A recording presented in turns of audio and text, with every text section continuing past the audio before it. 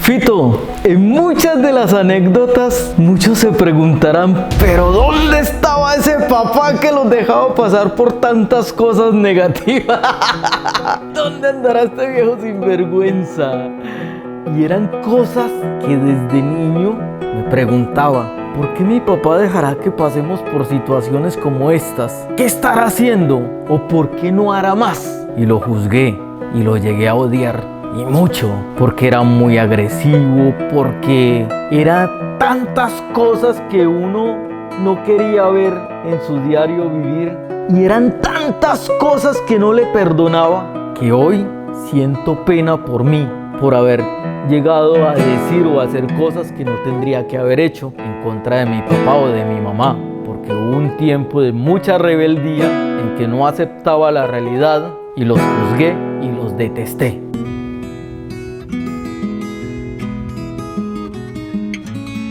A mis 40 años en la actualidad podría contarles de mi otro papá. Es el mismo, pero me di cuenta que realmente yo tenía dos papás en él.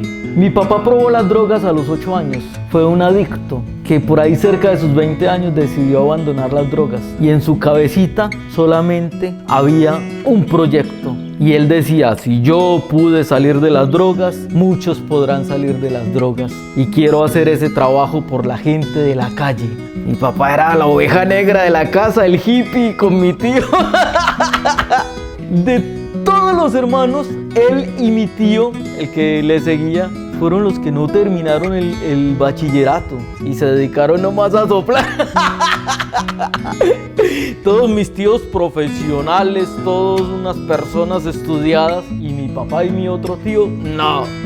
Entonces, mi papá decide abandonar las drogas y empezar un proyecto desde cero. ¿Con la ayuda de quién? De nadie, él ahí solito. Hasta que se casa y encuentra en mi mamá el apoyo que necesitaba para emprender ese proyecto. Y por allá en 1987 trajo a la primera persona a rehabilitación,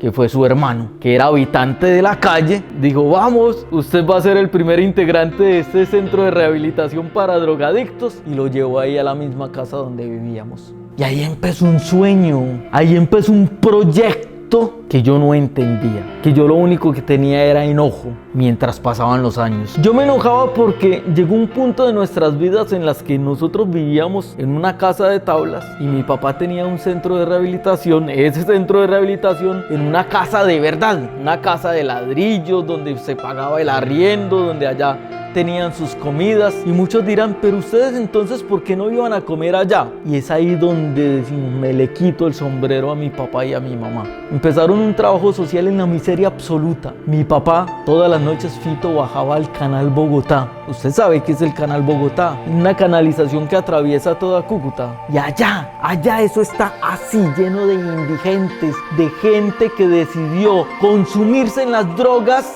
y estar ahí en la miseria absoluta. Y yo no me daba cuenta que mi otro papá, el mismo, era un superhéroe. ¿Cómo puede ser un superhéroe? Un hombre que a las 2 de la mañana salía de su casa, de nuestra casa, y bajaba al canal Bogotá sin miedo. ¿Qué quiere, señor, la primera vez? Soy el pastor Jairo Rodríguez, el único pastor sin iglesia, Fito. Ahorita le cuento por qué. Soy el pastor Jairo Rodríguez. Quiero saber si me dan permiso de hacer una oración por ustedes, de cantar un cántico cristiano y luego de invitarlos a ver quién quiere ir a rehabilitación. ¿Qué? Entonces el duro, el que mandaba ahí la vuelta, bueno, todos apaguen todo, y tenían que apagar sus pipas y esperar ahí unos minutitos mientras mi papá hacía una oración por ellos, les hacía un cántico cristiano y luego de eso preguntaba, ¿alguno de ustedes quiere entrar a rehabilitación? Vamos a nuestra casa. ¿Qué? ¿Un extraño ahí metido? Invitando a otros extraños en plena indigencia a que se rehabilitaran. Y la primera noche llega mi papá con el primer indigente, una persona que no se le notaba su color de piel, porque el mugre negro intenso cubría toda su piel, su cara, su rostro, su cuello, sus orejas, todo. Y nosotros felices porque mi papá había llegado con una persona que quería cambiar su vida. Nos enseñaron a dar nuestra colchoneta para que esa persona que llevaba años durmiendo en el suelo con unos cartones, por lo menos durmiera en una colchoneta. Nos enseñaron a dar nuestra cama. No teníamos nada, pero nos enseñaron a dar lo que no teníamos. Después de viejo yo me pregunto, ¿cuál papá hace esto? Podría contarlos con los dedos de mis manos. ¿Cuál papá hace esto a cambio de nada? Una persona en la indigencia, ¿qué le podía dar a mi papá? ¿Qué le podía entregar a mi mamá? Absolutamente nada. Y por eso no teníamos nada. Mi papá andaba era en otro cuento. Y entonces llegó la oportunidad de aislar a las personas que estaban en rehabilitación, aislarlas de nuestra casita de tablas. Arrendaron una casa y allá estaban ellos. Llegó un punto en el que tenían hasta 32 internos. ¿Y cómo le da uno 32 desayunos, 32 almuerzos, 32 cenas, 32 media mañanas y 32 media tardes y 32 cafecitos antes de dormirse? A ese montón de personas cuando uno no tiene nada, arreglando zapatos, no podía darle alimento a toda esa gente. Yo no veía eso. Hoy pido perdón por no ver lo grande que es mi papá, lo grande que es mi mamá. Pido perdón porque pasaron los años y los años. Y mi viejo es capaz de decir, yo agarro un costal y me voy a pedir. Me voy a pedir, Fito. ¿Usted lo ha escuchado?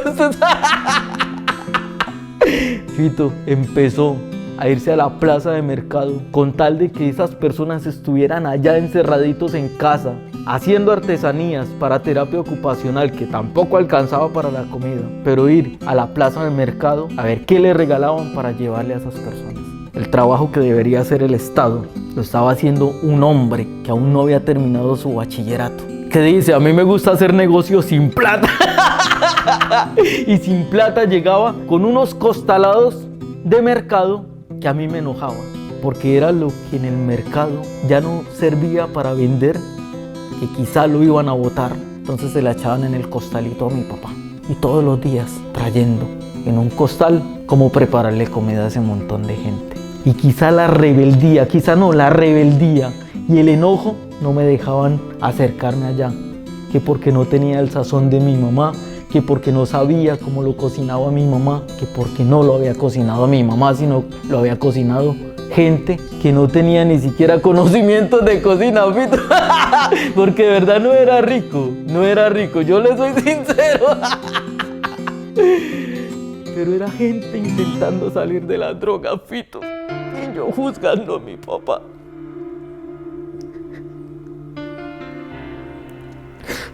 Era gente aburrida de la indigencia, era gente aburrida de la vida dura que es la calle. Y mi papá todos los días ahí, sin descanso, sin un salario,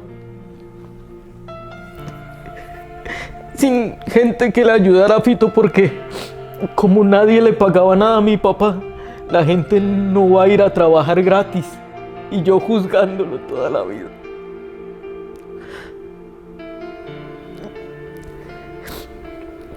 Es tan difícil cuando uno se da cuenta que se equivocó, porque mis viejos también cometieron muchos errores, pero lucharon todos los días por nosotros, todos los días. Él decía, por lo menos con un solo delincuente que salga de las calles estamos cambiando esta sociedad. Voy a trabajar por esa sola persona, porque de 1000 que entran al centro de rehabilitación se rehabilita uno, Fito. Y los otros 999 se convierten en enemigos. Y cuando le digo que el único pastor sin iglesia es porque él es un pastor cristiano y él intentó poner su templo. Entonces llegaban las señoras a la iglesia y los del centro de rehabilitación también. Entonces mientras estaban con los ojitos cerrados orando, cantando, cuando abrían los ojos faltaba algún interno y faltaban los bolsos de las señoras de la iglesia. Se los habían robado. Entonces Entonces, ¿qué problema más grande tener un centro de rehabilitación y una iglesia? A los 12 años conocí las drogas, pero nunca fui drogadicto. Y a los 12 años nos sentaron en una mesa, en la salita, y nos dijeron, les vamos a mostrar las drogas. Y todos nos miramos a la cara, pero ahí estábamos. Y nos dijeron, vea, esta es la marihuana. Y nos pusieron marihuana en las manos. Y huélanla, y la olimos, y tóquenla, y la palpamos. Después nos dijeron, esta es la cocaína, y se consume así, así asado. Y nos explicaron, este es el baco. Esta es de las drogas más adictivas. Y es la que lleva a la gente hacia la indigencia, como los ven ustedes que llegan aquí a rehabilitación. Armaron un cigarrillo de marihuana, a esto le llaman bareto. Y cuando le echan vasco y se lo regalan en el parque a los adolescentes, a eso le llaman un maduro. Y los jíbaros, que son los que venden las drogas, regalan esas primeras dosis para que los muchachos se vuelvan adictos. Entonces, hijos, ya conocen las drogas. Ustedes deciden si las quieren probar o no. ¿Qué consejo les damos nosotros? Mi papá y mi mamá nos dijeron, ni por curiosidad las toquen, ni por curiosidad, porque la mayoría de los que están en la indigencia las probaron por curiosidad y ahí se quedaron por el resto de la vida. Y es muy difícil salir de allí. Entonces, fue una experiencia impactante que se lo agradezco a mis papás. Fueron muy inteligentes al enseñarnos esto, porque cuando fuimos adolescentes, callejeros y rebeldes, ya conocíamos las drogas y ya cuando nos iban a invitar a algo, no señor, no señor, mi papá y mi mamá ya me contaron, venga que le regalo eso, no señor, ni loco. Fito, y entonces es una experiencia a lo largo de los años donde mi papá ha trabajado por este país, por esta ciudad o por esta comunidad latina, porque hemos tenido de diferentes países en el centro de rehabilitación también, sin un solo peso en el bolsillo, pero trabajando en paralelo para tener también algo para él y para nosotros en la vida. Y me ha dado la lección más grande del mundo, mi papá, una lección donde la constancia, el respeto y la dedicación generan frutos muy bonitos. Hace 2 semanas, Fito, creo que un poquito más, venía haciendo yo una negociación con alguien, una negociación que cambiaría mi vida por parte de los terrenos que mi papá me regaló, porque me dijo, venda eso, hijo, que yo después le regalo más. Ay, bueno, pa, ese es mi papá. Pero el negociante quería era un pedacito de la parte de mi papá. Entonces yo le dije, déjeme, yo hablo con mi papá, pero hagamos negocio. Y vino mi papá a visitarme y le dije, papi, necesito hablar con usted. Dígame, mijo. Papi, necesito un regalo que me va a cambiar la vida. ¿Qué será, hijo? Yo le dije, papi, yo estaba negociando pues mis tierras, pero el negociante le gusta un pedacito de sus tierras. ¿Y qué está negociando, mijo? Y yo le dije, papi, un colegio. Y me dijo, sí, un colegio. Y yo, sí, papi. ¿Y qué dicen sus hermanos? Y yo, papi, ellos están muy felices con esta negociación, pero en estos momentos usted es el único que me podría dar eso. Fito, le estoy hablando de un colegio, le estoy hablando de un proyecto que vengo soñando desde que empecé como profesor.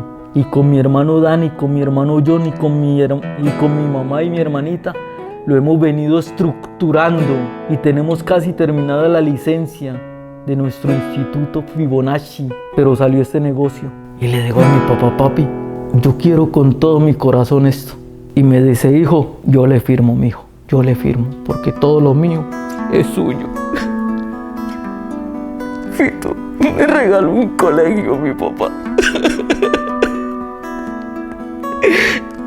Me regaló un colegio mi viejo. Yo estoy tan feliz. Estoy tan feliz, Fito, porque me cambia la vida de una forma excepcional y le voy a poder cambiar la vida a mucha gente a través de la educación, porque es lo que más anhelo, que la gente estudie, se prepare y salga adelante. Él trabajó toda la vida, Fito, toda la vida, sin negocio, sin plata, dijo. Y hoy le hago honor a mi papá, que antes del regalo ya lo estaba honrando todos los días de mi vida. No espere que sea tarde para decirle a papá, papá, te amo. No espere que se muera, no espere que se muera para decirle cuánto lo ama. Y si se enojó por alguna cosita, perdónelo, es su papá. Todos nos equivocamos. No espere que papá se muera para decirle cuánto lo ama. Papá, te amo.